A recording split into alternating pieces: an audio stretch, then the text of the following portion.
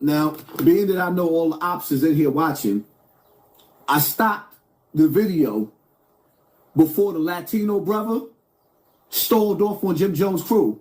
In this video right here, I'll put the link in the comment section after the live is over so y'all can watch the full video of those brothers beating the brakes off of Jim Jones' people. Now,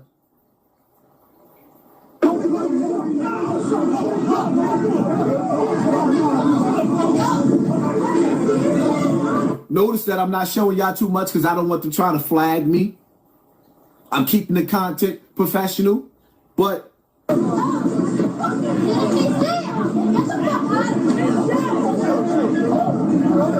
in this video, this shit right here, nigga, right there. Jim Jones' crew got whipped out because he didn't want to take pictures with the people that paid them to come to the party, allegedly. That might be the story. It might not be the story, but Jim Jones didn't throw a punch. So you're going to super violate D1 because he said he loved you, but you didn't throw not one punch outside that bar. Instead, you sat there and watched your crew get whipped out. And I would admit, one of the dudes that was with Jim Jones was trying to tell Jim Jones to just get in the car so he wouldn't get hurt. But what's all the push-ups for?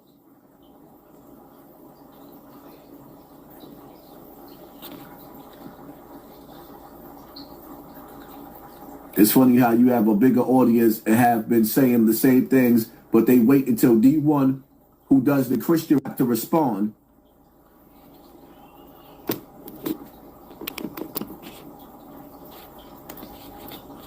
Of course.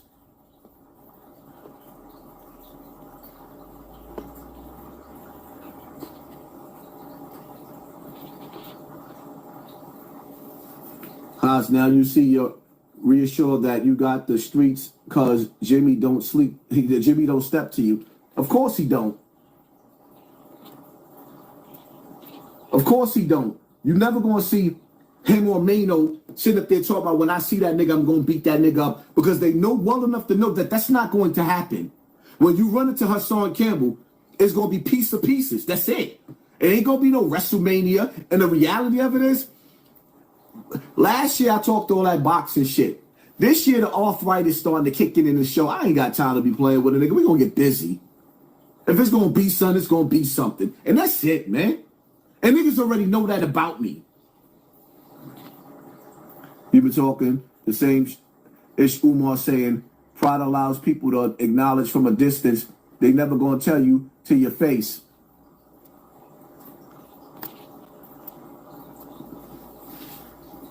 So there's the video. I'm gonna put the link in the comment section. After this live is over, y'all be able to go to the comment section, and I'm gonna link that so y'all can actually watch the footage, real live footage of Jim Jones and his crew getting whipped out.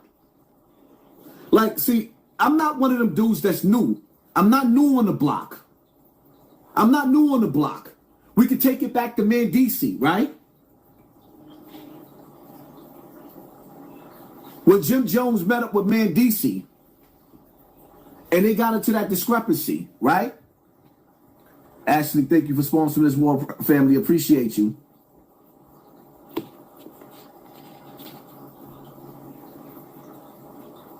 So you gonna tell me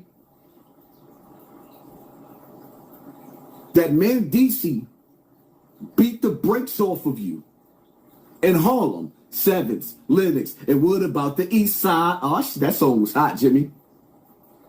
You ain't super violate Mandisi. He beat the brakes off you. Dread out your head just because he don't understand that you're using my name for fame, and he don't understand that. Yeah. There's a certain way to go about certain things when you're using certain people's names. When you do certain things, it's a reaction for every action. What's the best way? It's out now. There ain't no best way to have a conversation. He got to see me when he see me now. Okay. You heard? If he reached out, He had the chance. He could have reached out. That avenue of talking to me is out. That's out. You heard? And I had the same conversation with Farrakhan. How did that go? He summoned me for saying his name. Oh, okay. Yeah. Yeah. You did? Yeah. If you know now what you're talking about, young man, let me school you to what you're doing. Well, yeah, it is music. So in a bit of music, you do get you do get what you get, you heard? But we still in the entertainment business. But miss me with the bullshit, you heard? When you see me, keep your hand down, you heard? Where you from, New Orleans? Don't play with me like that. People from New Orleans already called me, you heard? You preacher, get out of here. You told too. What was that, King? You told? Yeah, he told. So we ain't gonna get into that. I don't know when he him up. You snap on him? No, yeah, of course. No. Like you sell incense. We got other things we could go. But listen, I'll say this. You know you sell true sticks on true faith by the fall trade. Come on, let's not do that. Come on, Jim. It's cool. No, but listen, what I'm saying is, I'm glad you addressed Bro, he's it. not, Yeah, bro, yeah. let's not even talk about him. I don't even know him. I Let's don't know move who on. I don't really care about him. He's a figment of my imagination. Well, let me I've say seen this. people reprimanded for less, I promise you. Yeah, I just- Niggas will wrinkle your shirt for way less than that. Yeah. Huh? Jim Jones get beat up at the Rucker Park. Jim Jones get beat up at the Rucker Park. I don't even have to play it. I just told y'all what to search for. So that's live footage of Jim Jones getting his ass beat in his hood in Harlem. The Ruckers is your backyard. It's Harlem. You in Harlem. Junior Mafia, allegedly, if that was them, Little C's and them crew, beat the brakes off of Jim Jones in Harlem.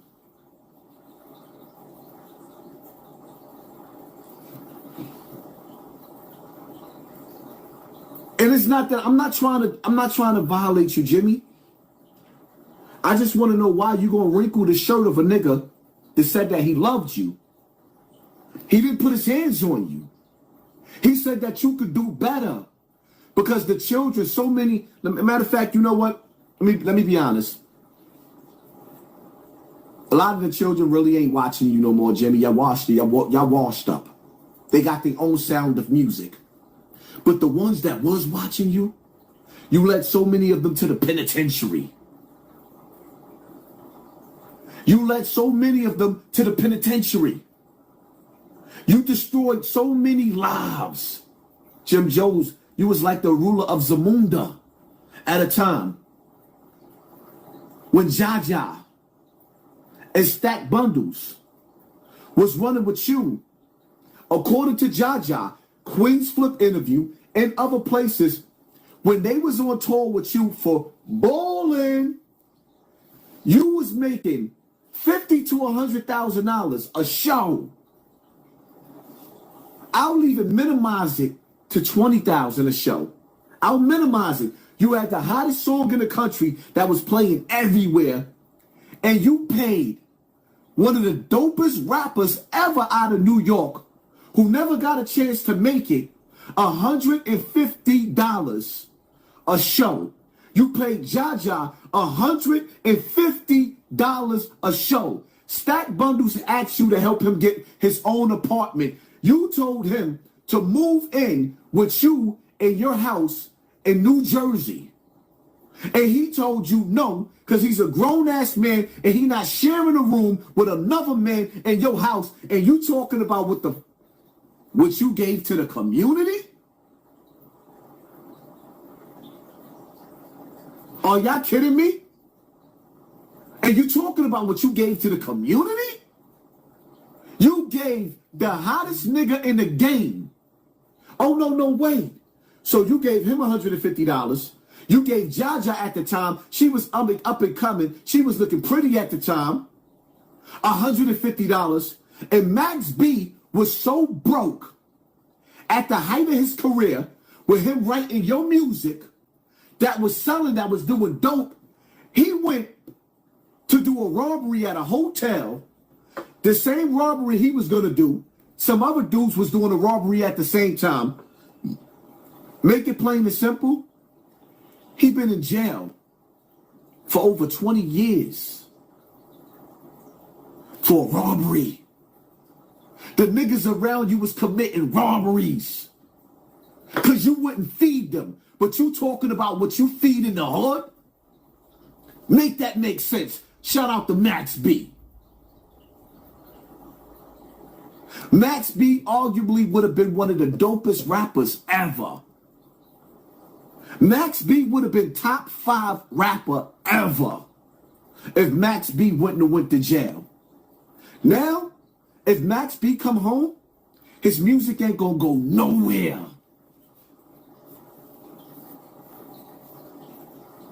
Because the young boys ain't listening to it.